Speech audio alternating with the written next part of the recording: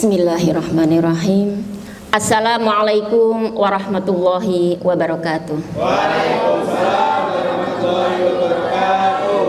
Alhamdulillahirabbil alamin wa bihi nasta'in ala umuri dunya waddin wassalatu wassalamu ala asrofil mursalin nabiyina Muhammadin wa ala alihi wa sahbihi ajma'in, amma ba'du. Yang terhormat Ibu Ketua Setiki ya, Ibu Nurul Mazidah, juga yang kami hormati Bapak Ibu dosen, dan juga yang kami banggakan adik-adik yang ganteng-ganteng dan cantik-cantik ya, solih dan solihah insyaallah. Alhamdulillah, puji dan syukur senantiasa kita panjatkan kehadirat Allah Subhanahu wa taala. Alhamdulillah, pada pagi hari ini, pagi yang cerah, ceria, insyaallah semoga pagi ini merupakan pagi yang diberkahi oleh Allah, dan kita diberikan kekuatan iman dan takwa, dan nantinya kita dipilih oleh Allah sebagai hamba-hamba yang dimuliakan di sisinya. Amin ya robbal alamin. Juga salawat serta salam semoga tetap tercurah atas junjungan kita Nabi Muhammad SAW, ahli keluarga, para sahabat, dan juga orang-orang yang senantiasa istiqomah di jalannya hingga yaumil akhir. Bapak, Ibu, dan adik-adik yang berbahagia, saya hadir di sini, ini adalah takdir Allah. Tidak ada sesuatu yang terjadi kalau bukan atas kehendak Allah. Daun yang jatuh pun itu juga sudah atas kehendak Allah. Adik-adik menjadi mahasiswa di Setiki ini juga sudah takdir Allah begitu. Maka patutlah kita menjadi hamba-hamba yang bersyukur. Pada kesempatan ini, pada peringatan di Isra Mi'raj ini, tadi kan sudah ada Al-Ustadz Bapak Suprapto, ada Al-Ustadz adik, siapa tadi yang ganteng tadi ya? Saya tinggal ngelanjutin aja. Pada kesempatan ini, yang pertama tentunya saya ingin mengingatkan, jadilah kita ini orang yang pandai bersyukur. Orang yang berbahagia di dalam kehidupannya itu adalah orang yang pandai bersyukur. Kalau kita ini sekalipun Allah kasih kenikmatan yang banyak, baik materi atau kenikmatan apapun di dunia ini, kalau kita nggak syukur, nggak akan pernah bahagia. Hidup itu kan untuk bahagia. Allah itu menghendaki kita itu jadi orang itu bahagia, maka nggak usah galau-galau gitu. Kenapa kok diem aja? Aku kan lagi nggak move on, Bu. Wah, ngapain? Ya. Kenapa kok lagi galau? Nggak usah galau-galau gitu. Wala tahinu wala tahzanu, kata Allah. Jangan engkau bersedih dan jangan engkau khawatir. Kenapa manusia itu kadang sedih gitu ya? Kan apa yang terjadi pada masa lalu? Aduh, saya kan pernah begini, saya pernah begini. Ngapain sedih? Kita kan punya Allah begitu. Dan wala tahzanu, dan janganlah engkau khawatir. Wah, hari esok nanti saya gimana ya? Hari esok serahkan sama Allah. Kalau kita tadi kata Mas, siapa sih tadi namanya? Jauh Herul, jenengmu kok dawa menangel celuk. Mas Ayi, gitu ya. Kan tadi katanya majada. Ya udah, kalau kita majada, nggak usah khawatir apa yang akan terjadi hari esok. Serahkan sama Allah. Itu kan urusan Allah. Kita tinggal nyerahkan saja. Kita banyak berdoa dan berusaha. Itu kan, enjoy dong. Smile-nya mana? Oke. Alhamdulillah. Bagaimana kita mengungkapkan rasa syukur sebelum kita bahas Isra Mi'raj dan lain-lain? Sebetulnya mana Isra Mi'raj itu sebetulnya kompleks dalam kehidupan kita sehari-hari. Kita tiap tahun kan juga Isra Mi'raj gitu kan. Tapi yang terpenting bagaimana kita mengambil pelajaran berharga dari Isra Mi'raj itu. Kita bagaimana memanifestasikan rasa syukur kita? Yang pertama adalah melalui lisan kita. Jadilah orang yang pandai mengucapkan syukur dengan ucapan Alhamdulillah gitu. Bagaimana keadaanmu hari ini? Alhamdulillah. Padahal awak lagi nggak enak badan gitu ya. Tapi nggak usah nggak enak badannya dulu yang diungkapkan. Alhamdulillah, saya bisa hadir di sini. Alhamdulillah, ini yang Bapak Ibu dosen ini kan tanggal pertengahan. Tetap alhamdulillah gitu ya. Gajinya masih berapa? Apa karek separuh, apa sudah menipis, itu nggak syukur. Alhamdulillah masih sekian, gitu kan? Kalau ibaratkan ini air, Orang yang pandai bersyukur dengan orang yang nggak pandai bersyukur, misalkan air ini sudah kita minum, ini ada separuh. Orang yang pandai bersyukur dengan orang yang nggak pandai bersyukur, ungkapan itu sudah beda. Ini misalkan air tinggal separuh, bagaimana orang yang pandai syukur akan mengungkapkan hal ini? Alhamdulillah masih separuh, begitu. Tinggal separuh, kan itu kan beda kan? Alhamdulillah masih separuh, begitu. Jadi banyak-banyaklah kita alhamdulillah, begitu. Ini sebuah ungkapan rasa syukur kita kepada Allah lewat lisan kita. Perbanyak mengucapkan alhamdulillah. Kan Allah sudah berjanji, barang siapa yang bersyukur maka Allah akan menambah kenikmatan. Dan barang siapa yang kufur nikmat, tidak pandai bersyukur, maka sesungguhnya siksa Allah itu amat pedih. Gitu kan, di dalam Al-Quran sudah diungkap seperti itu, sudah disampaikan oleh Allah seperti itu.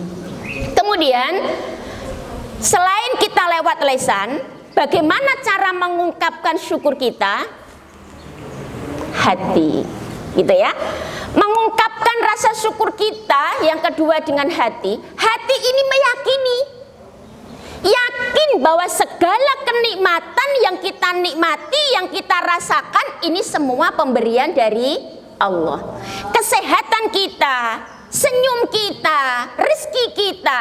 Kita kalau bicara rezeki jangan hanya melulu pada uang. Enggak. Sehat itu juga rezeki. Dapat IPK bagus itu juga rezeki. Kalau IPK-nya jelek bagaimana? Oh, rezeki juga. Bagus. Berarti kalau kita, wah, kenapa IPK saya jelek? Alhamdulillah juga. Artinya kita harus meningkatkan, hari esok itu harus lebih baik. Orang beriman kan mengambil pelajaran dari setiap apa yang dia lakukan. Kita yakin bahwa segala sesuatu yang terjadi pasti ada hikmah. Kemudian yang ketiga, bagaimana cara kita memanifestasikan, mengaplikasikan rasa syukur kita lewat perbuatan, lewat tingkah laku kita. Apa yang kita lakukan, ini bentuk ketaatan kita kepada Allah, ini sebagai bentuk syukur.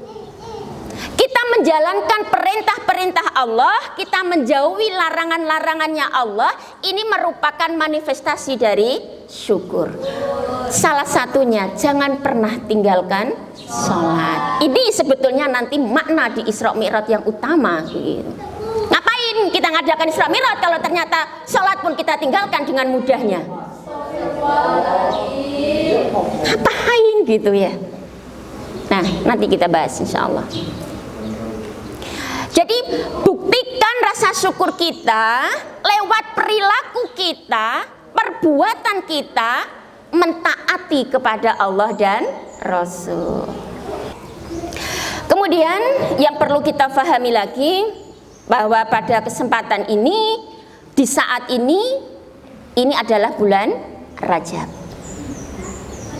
Nah, di dalam Al-Quran, di surat At-Taubah di ayat yang 36, di sana Allah menegaskan yang artinya sesungguhnya jumlah bulan dalam 1 tahun menurut Allah ada 12 bulan. Nah, ini nas dalam Al-Quran itu, dikira enggak gitu. Dan di dalam 4 bulan ini sesuai dengan ketetapan Allah, sesuai dengan ketetapan Allah dalam penciptaan langit dan bumi. Di dalam 12 bulan itu ada yang disebut dengan bulan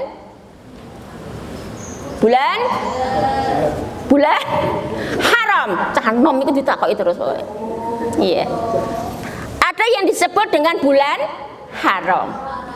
Bulan haram itu maksudnya bulan yang dimuliakan atau bulan yang diistimewakan oleh Allah. 4 bulan haram itu yang pertama adalah Zulqa'dah. Ya. Kemudian Zulhijjah. Kemudian Muharram. Kemudian Rajab. Kalau Ramadan sudah jelas. Nah, di dalam ayat tadi dijelaskan ada 4 bulan haram, bulan yang dimuliakan oleh Allah, bulan yang diistimewakan oleh Allah. Di dalam ayat tersebut dilanjut, janganlah kamu menganiaya dirimu sendiri. Ini di dalam kelanjutan ayat itu. Berarti ada keistimewaan di dalam bulan haram, yang saat ini kita berada di bulan Rajab, berarti sama. Rajab, Muharram, Dzulqa'dah, Dzulhijjah sama, ini karena bulan haram, bulannya dimuliakan. Maka bagaimana seharusnya kita sebagai orang-orang beriman, karena kalau orang Islam itu masih banyak mokongnya gitu. Maka tingkatan hamba Allah itu yang paling rendah siapa? Muslim. Iya kan, punya KTP agama Islam, dia sebagai Muslim, padahal nggak pernah sholat, ngaji pun juga nggak pernah, zikir apalagi, sukanya neng pinggir jalan, apa itu main-main yang nggak jelas, maksiat dan lain. Itu agama Islam, dia Muslim. Makanya kedudukan sebagai Muslim itu kedudukan paling rendah di hadapan Allah, Muslim. Kalau orang Muslim itu baik, menjadi Muslim yang benar-benar menjalankan ketaatan, menjauhi larangan, maka Allah angkat derajatnya dari Muslim menjadi mukmin. Ma huwa mukmin? Al mukmin tasdiqun bil qalbi wa qaulun bil lisan wa amalun bil arkan. Mukmin itu meyakini di dalam hati, mengucapkan dengan lisan dan mengamalkan dengan anggota badan. Makanya kalau kita ingin jadi orang mukmin yang memang mukmin beneran, jangan ngaku aku orang beriman, padahal hatinya nggak pernah yakin sama Allah. Ane manuk liwat, ane manuk kok kena tamu, ngono kok mukmin. Kalau apa biasanya ada burung gagak, ada anak, hati-hati, kon ekene anak gitu loh yo, kok ciloko ya, astagfirullah. Nggak usah meyakini, itu berarti belum mukmin kalau masih punya keyakinan kepada selain Allah. Meyakini di dalam hati. Kalau kita yakin bahwa Tuhan kita adalah Allah, kita yakin yang menciptakan kita Allah, yakin yang menentukan qada dan qadar pada diri kita Allah, ya udah yakin bahwa segala sesuatu yang terjadi itu sudah atas kehendak Allah. Kemudian lesannya juga mengatakan, iya saya beriman. Tidak cukup hanya di dalam hati meyakini dan lesan kemudian mengucapkan, tetapi anggota badan mengikuti dengan ketaatan. Inilah yang dikatakan orang beriman. Kemudian dari tingkatan orang beriman dengan secara baik, ketaatan pada Allah luar biasa, menjaga keimanan, memurnikan keimanan kepada Allah, maka Allah mengangkat derajatnya dari tingkat mukmin menjadi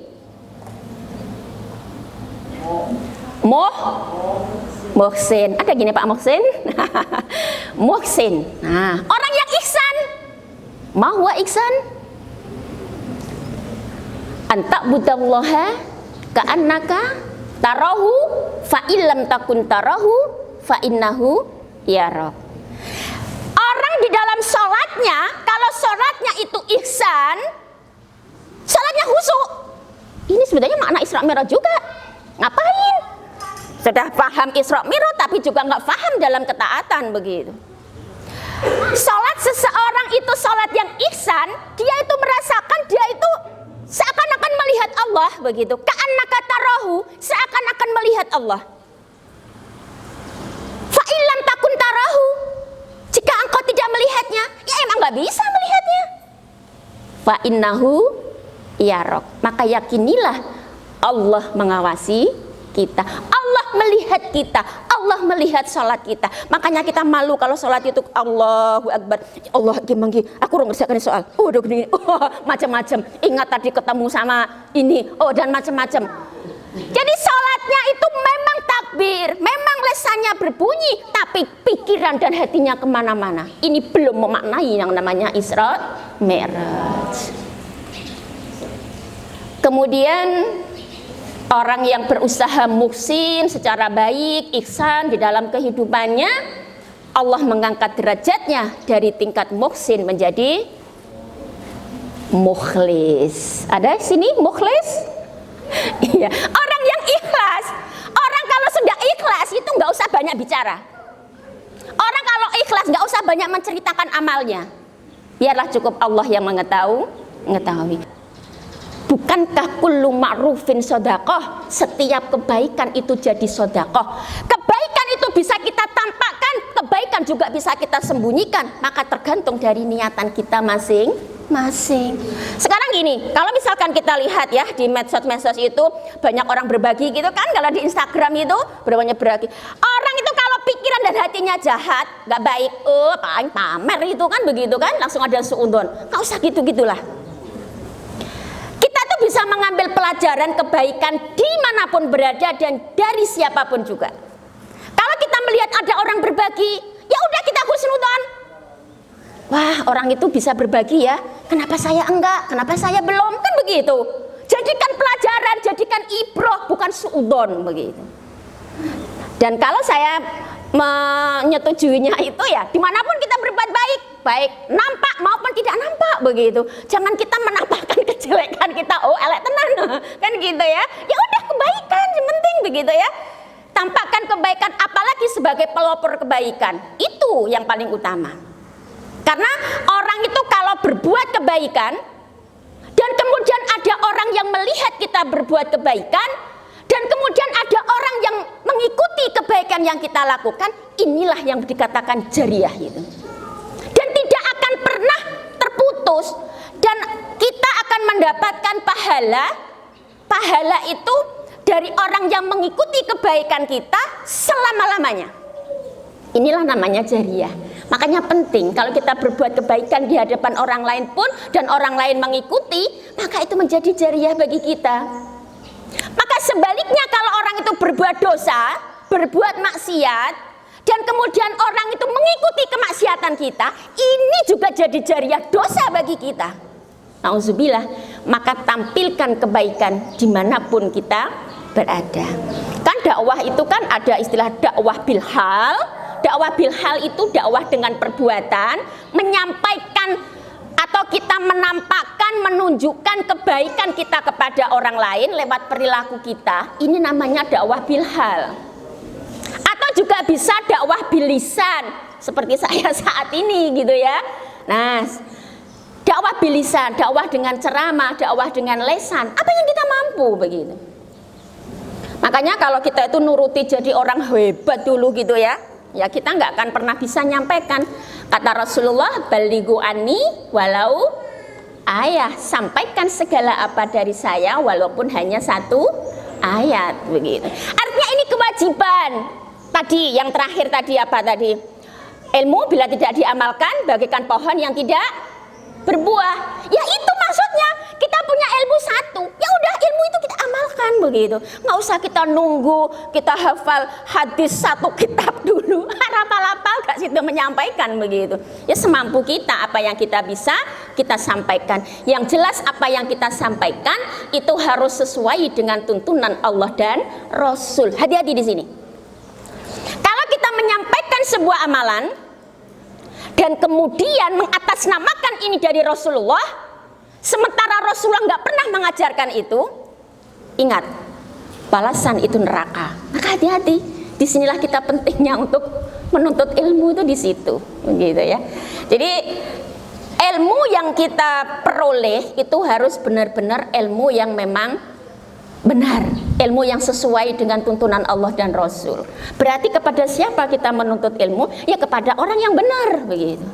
Tidak asal, sehingga tidak keliru di dalam kita memperoleh ilmu itu. Kalau kita keliru dalam memperoleh ilmu itu dan kemudian kita mengamalkan, maka tertolak, kan begitu. Tidak hanya tertolak, kita juga dosa gitu ya. Makanya adik-adik semuanya, kalian semua punya kesempatan banyak, kesempatan panjang untuk menuntut ilmu.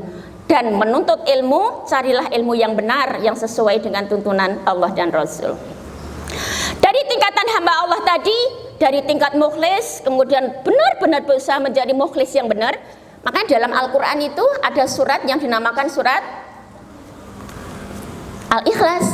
Apakah ada di dalam surat Al-Ikhlas itu menampakkan kata Al-Ikhlas? Tidak ada. Dari mulai kul huwallahu ahad sampai terakhir nggak ada kata-kata ikhlas. Ini juga sebagai pemaknaan bahwa ikhlas itu tidak perlu diucap-ucapkan. Kalau orang itu mengucapkan itu berarti nggak ikhlas gitu.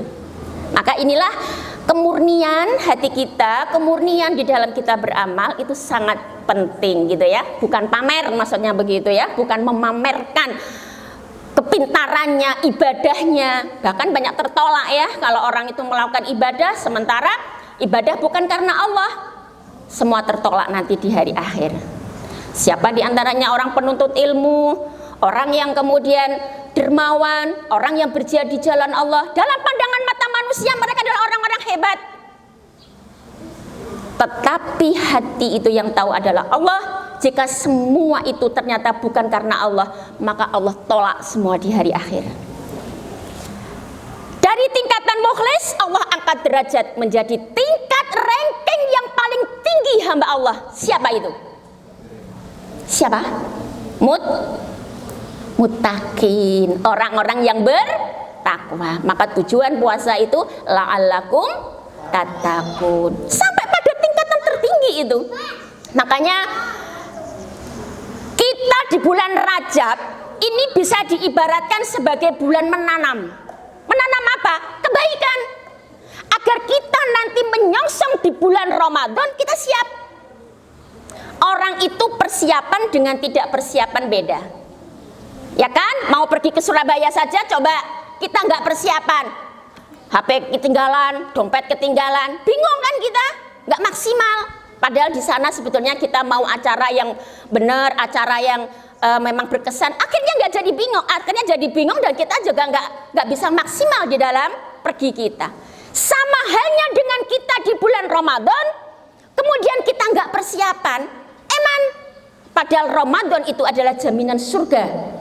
Kalau kita mempersiapkan dengan sebaik-baiknya, awal di bulan Rajab ini kita sudah mulai banyak menanam kebaikan, maka kita nanti di bulan Sya'ban, bulan merawat, dan kemudian kita siap menjalankan ibadah puasa di bulan Ramadan.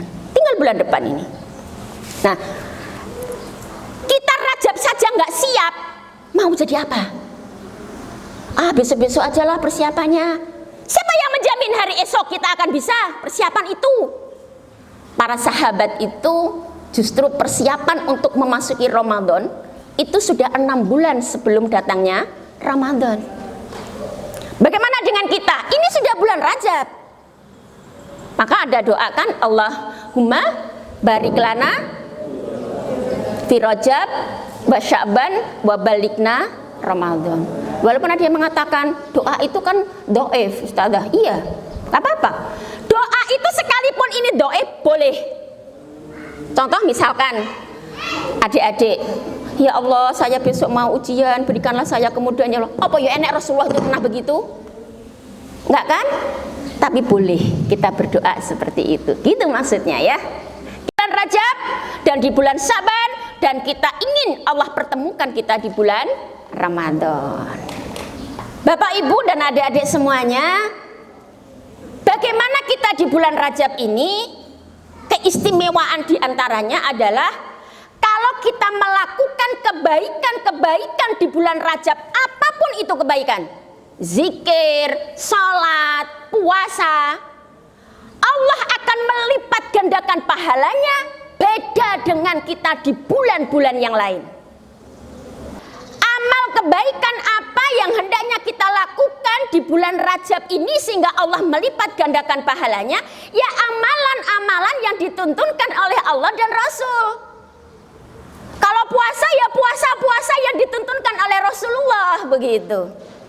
Nah, apa puasa-puasa yang dituntunkan oleh Rasulullah? Ya, kalau nggak pernah Senin Kamis, cobalah di Rajab ini sudah mulai puasa Senin Kamis. Itu tuntunan Rasulullah. Kemudian bisa puasa di tengah bulan. Puasa namanya Ayamul Bid. Puasa 3 bulan tengah bulan Rajab. Saya kurang cepet itu puasa segitu itu, masih pengen lebih maksimal lagi. Ya silakan puasa Daud. Gitu. Puasa Daud itu sehari puasa sehari Tidak. Nah, ini puasa-puasa yang dituntunkan oleh Rasulullah di dalam bulan Rajab dan juga bulan-bulan mulia yang lain. Allah akan melipat gandakan beda dengan bulan-bulan yang lain. Kalau kita sudah membiasakan kebaikan-kebaikan dan kita sudah membiasakan menjaga diri kita dari perbuatan dosa, maka kita bisa merawatnya di bulan Sya'ban dan Ramadan itu kita berhasil 100%. Begitu kan? Harapannya begitu. Target kita Ramadan itu harus sukses. Target kita Ramadan itu harus berhasil. Ramadan tahun ini harus lebih baik daripada Ramadan tahun yang lalu. Ini orang sukses, ini orang beruntung. Orang yang dikatakan sukses itu adalah orang yang hari ini, hari esok lebih baik daripada hari kemarin. Begitu. Lah bodoh wae. Kemarin juga gitu, sekarang juga gini, nggak ada perubahan sama sekali. Dia tergolong orang yang merugi. Dikasih usia, sudah dikasih kesempatan hidup, masih juga nggak ada peningkatan di dalam amal kebaikan. Kita ini juga bersyukur ya. Mungkin ada juga di antara keluarga besar di Sidikiyah yang mungkin pada saat pandemi yang lalu ada yang dipanggil Allah begitu ya. Nah, kita bersyukur Allah ngasih kita nafas sampai hari ini dan kita berharap Allah ngasih kita umur panjang yang berkah. Kan begitu. Kita bersyukur kita bisa duduk semua di sini dalam kondisi sehat. Nah, inilah pembuktian keimanan kita kepada Allah. Jadikan kesempatan waktu yang kita miliki ini untuk banyak berbuat kebaikan, ketaatan kepada Allah. Sebetulnya ya adik-adik, kalau kita ini mau menjalankan kewajiban-kewajiban, nggak cukup waktu 24 jam. Kenapa 24 jam itu kok sia-sia? Adik-adik misalkan buka HP, main game, yang nggak karu-karuan. 1 jam itu kan cepet kan? Wah, ternyata saya tadi main game sudah 1 jam. 1 jam yang sia-sia, 1 jam yang tidak ada manfaatnya, dan 1 jam yang terbuang. Rugi kita. 1 jam kita gunakan belajar, 1 jam kita gunakan zikir, 1 jam kita gunakan amal soleh. Betapa banyak invest kebaikan yang kita lakukan. Pandai-pandailah menggunakan waktu. Al-wajibatu aksaru minal awqat. Kewajiban-kewajiban itu kalau kita jalankan waktu 24 jam itu nggak cukup. Coba mari kita koreksi waktu-waktu kita. Banyak untuk kebaikan atau banyak untuk yang tidak baik? Loh, setara itu rugi juga gitu ya. Kok setara? Masih ada yang nggak baiknya. Hindarkan. Ngelisehan saya itu untuk mencegah ini. Latih diri kita, bisa begitu. Bapak, Ibu dan adik-adik yang berbahagia, dan pada momen ini kita diingatkan akan momen Rajab dengan peristiwa Isra Mi'raj. Tadi yang ayat Al-Quran juga sudah dibacakan oleh Bapak Suprapto. Adik-adik semua sebetulnya sudah sering kali mendengar tentang Isra Mi'raj, perjalanan Rasulullah dari Masjidil Haram ke Masjidil Aqsa, dari Masjidil Aqsa ke Sidratil Muntaha. Adik-adik, sebetulnya kalau saya lebih kepada inti aja dari Isra Mi'raj itu, bagaimana kita semua bisa memaknai hasil daripada Isra Mi'raj. Bahwa hasil Isra Mi'raj yang dilakukan oleh Rasulullah itu yang utama adalah tentang perintah sholat 5 waktu. Boleh sambil makan, nggak apa-apa, boleh sambil minum, nggak usah tegang ya. Saya itu tipe orang yang nggak bisa konten tegang, nggak iso. Ya saya itu memang sukanya guyon gitu ya. Makanya awet muda ya, awet muda. Emang juga guru TK ya. Inti daripada Isra Mi'raj itu kan perintah dari sholat 5 waktu. Kalau saya itu lebih menyinggung begini. Mari kita koreksi sholat 5 waktu kita. Sejauh mana kita di dalam hasil Isra Mi'raj itu dengan perintah sholat? Yuk kita koreksi sama-sama. Yang pertama, bagaimana kita mampu menjaga sholat kita dari waktunya, kemudian dari makna sholatnya. Sudahkah kita itu sholat itu tepat waktu? koreksi aja. Alhamdulillah belum. Ya, tutup aja Isra Mi'raj. Karena itu maknanya gitu. Kita setelah mengadakan Isra Mi'raj, maka yang harus menjadi perubahan dalam diri kita adalah jalankan sholat 5 waktu tepat pada waktunya. Jangan suka nunda-nunda. Ini terpenting di situ itu. Bagaimana ketika Rasulullah perjalanan dari Masjidil Aqsa ke Sidratil Muntaha itu perjalanan yang luar biasa, perjalanan yang mendapat gangguan luar biasa, dan perjalanan yang Allah tampakkan bagaimana siksa-siksa neraka di sana. Dalam perjalanan Rasulullah itu ternyata banyak godaan gitu. Godaan jin, iblis, bahkan godaan perempuan gitu. Jadi perempuan tuh suka goda ya. Oh iya. Hati-hati. Astagfirullahaladzim. Ini menjadi makna bahwa dalam kehidupan itu tidak lepas yang namanya godaan. Makanya kita kenapa harus selalu dekat dengan Allah, agar kita bisa menghindari godaan-godaan itu. Godaan itu banyak. Orang yang memiliki status jabatan tinggi, godaannya juga banyak itu.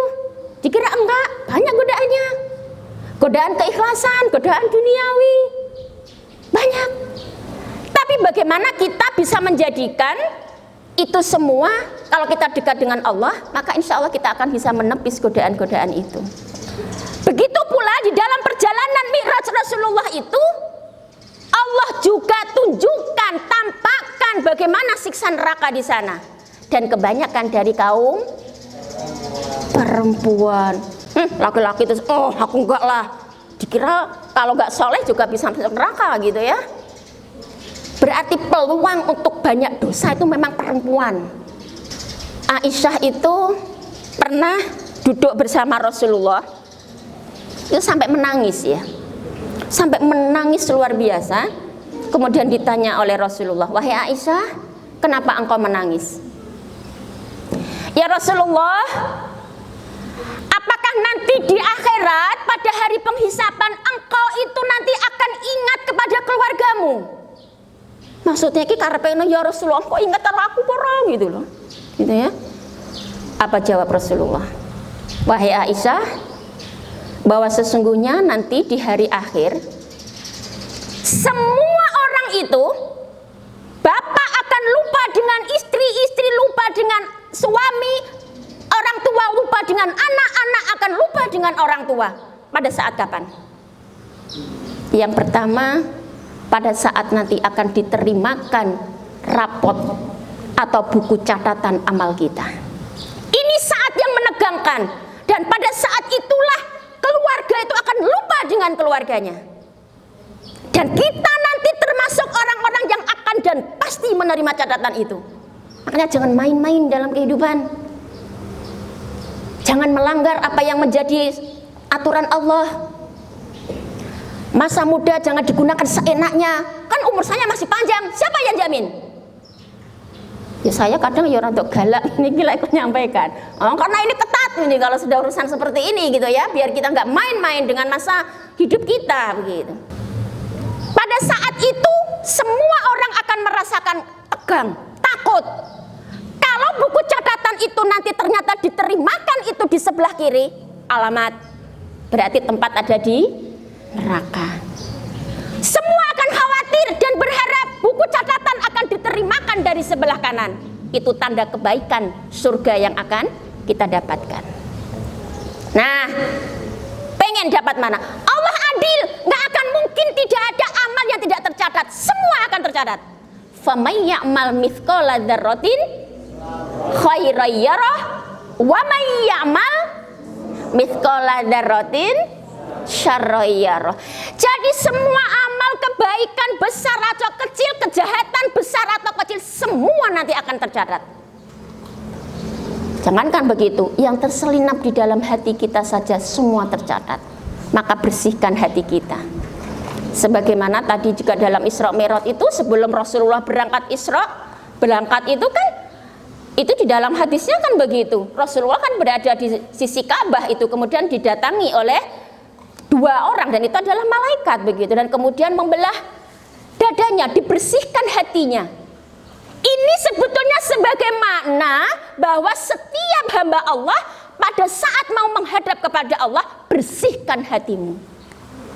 Makanya kalau pada sholat, biar sholat kita itu khusyuk, bersihkan hati kita.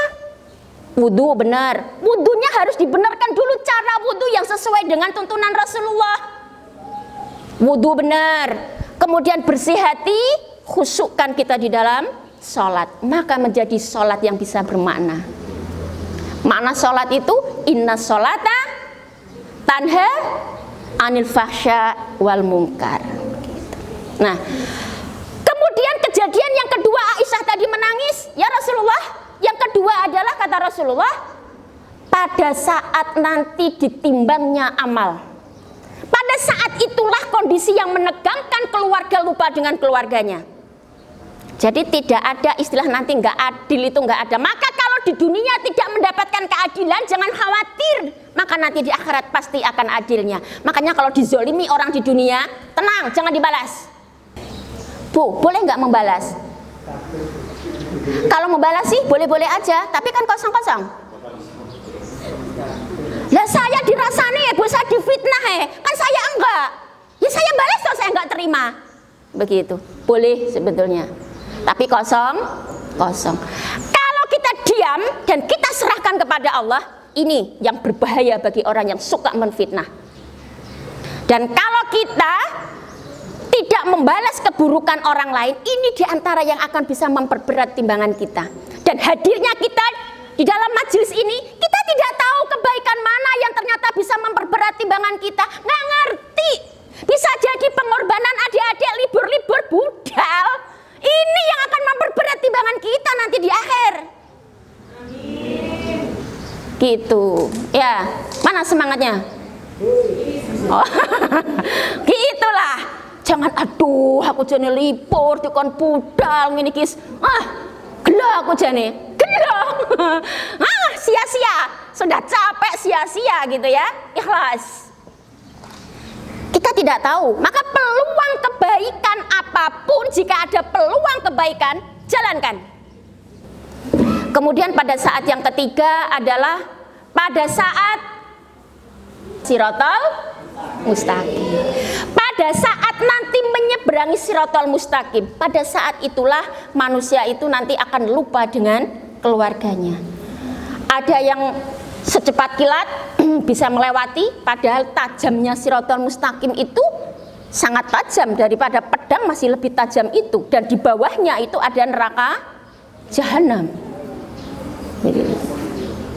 Nah, ini saat yang menegangkan, makanya perlu pengorbanan. Pada saat di dunia itu penuh dengan pengorbanan, dunia itu penuh kelelahan. Dan nanti berhentinya lelah itu nanti di akhirat, berkumpul di surganya Allah. Amin, Allahumma amin. Bapak, Ibu, dan adik-adik semuanya, bagaimana kita tadi menjaga sholat? Yuk sama-sama kita koreksi diri kita masing-masing ya. Jangan kita tersibukkan oleh urusan dunia kita. Bagaimana agar tadi ya, banyak kita itu tergolong orang-orang yang masih sering ngurusi urusan dunia. Kita itu sering kali lupa dengan akhirat. Dan tadi Pak Suprapto juga ingin menjadikan suasana di sini suasana Islami. Bagus itu. Kita harus mendukung semuanya. Namun kita semua aktivitas dunia, inilah bedanya orang beriman itu. Aktivitas kita memang aktivitas duniawi, tapi bagaimana aktivitas duniawi itu bernilai ukhrawi begitu. Adik-adik itu berangkat kuliah ini kan urusan dunia. Tetapi bagaimana agar urusan dunia ini bernilai akhirat? Bagaimana caranya? Kenapa? Diniatkan kuliah dalam kerangka ibadah kepada Allah. Dan kemudian kalau sudah kita niatkan ibadah karena Allah, maka di dalam perjalanan kuliah ini ya jadilah orang yang lurus, jadilah orang yang baik, jadilah orang yang taat, begitu. Ini bernilai ukhrawi, urusan dunia tapi bernilai ukhrawi, dapat pahala untuk akhirat. Begitu, jangan salah niat. Makanya kalau sudah disetie, sudah di sini kuliahnya, udah nggak usah mengingat-ingat dulu begitu. Nggak usah saya dulu itu sekolah di sini begitu ya.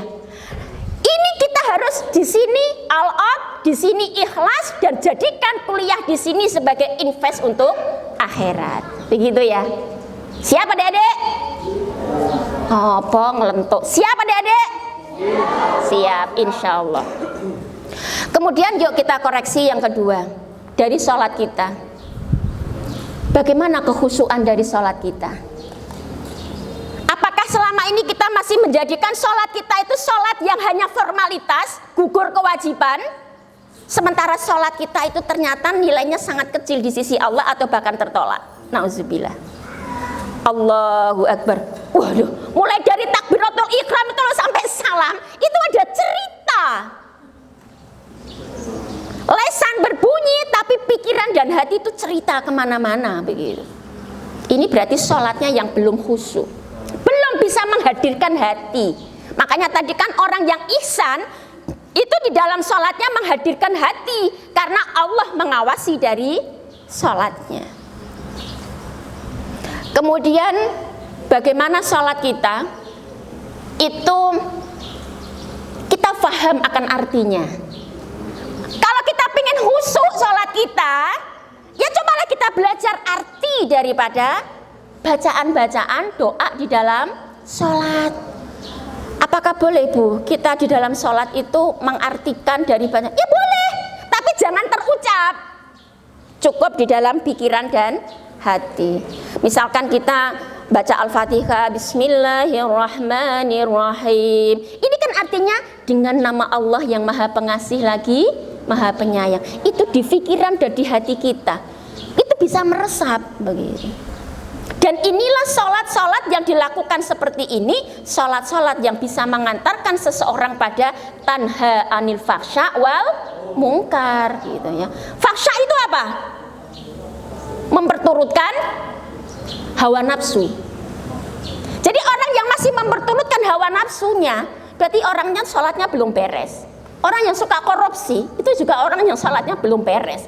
Orang yang suka mitnah, orang yang akhlaknya nggak baik, orang yang masih suka ria, orang yang merasa tinggi hati, sombong, ria, iri hati, benci, pokoknya akhlaknya yang nggak baik, itu pertanda bahwa memang sholat itu belum bisa mewarnai dalam kehidupannya.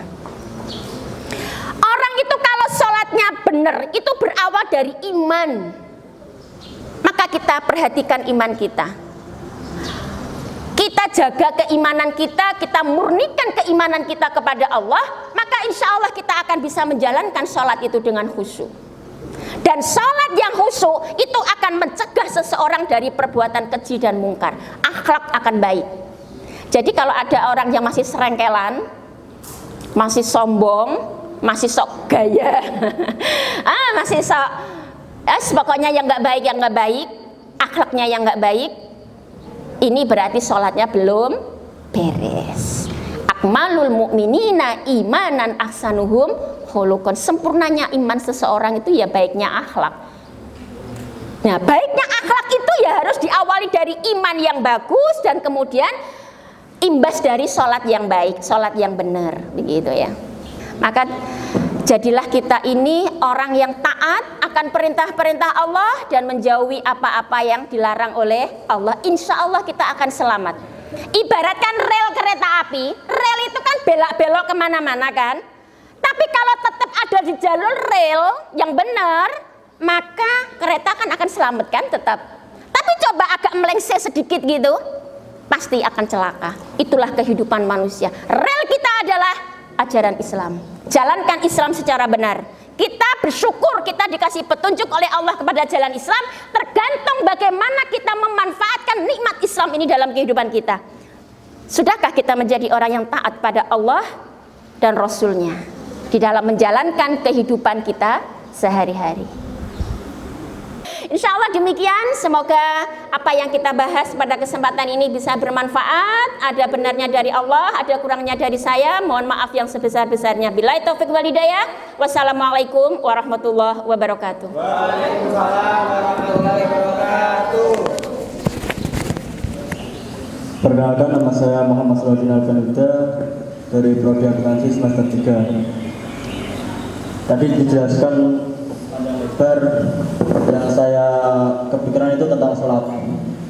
Ya, menurut Ustazah sendiri, pendapatnya tentang sholat itu kebutuhan atau kewajiban, itu saja. Seumpama kita dapat kebaikan lantaran seseorang, dan dia itu tidak menyebutkan alhamdulillah lantaran ini saya mendapat kenikmatan dari Allah, enggak gitu Bu. Jadi langsung kayak seakan-akan itu seperti mentuhankan dokter gitu loh Bu. Nah itu termasuk kufur atau tidak, atau gimana pendapatnya jenengan? Sedikit saya mau bertanya tentang tadi kesabaran. Tadi kan juga sedikit diceritakan tentang kesabaran ya. Bagaimana saat didolimi atau saat dikatakan yang tidak benar, tapi tetap bersabar, nggak usah dibalas. Ini sekedar cerita. Dulu tuh saya punya sahabat. Sahabat saya itu kalau misalkan ada orang berkata tidak benar tentang dia, atau orang melakukan saya menganggapnya itu zolim sama sahabat saya ini, sahabat saya selalu bilang sudah gak usah dirungokno, tinggal baik.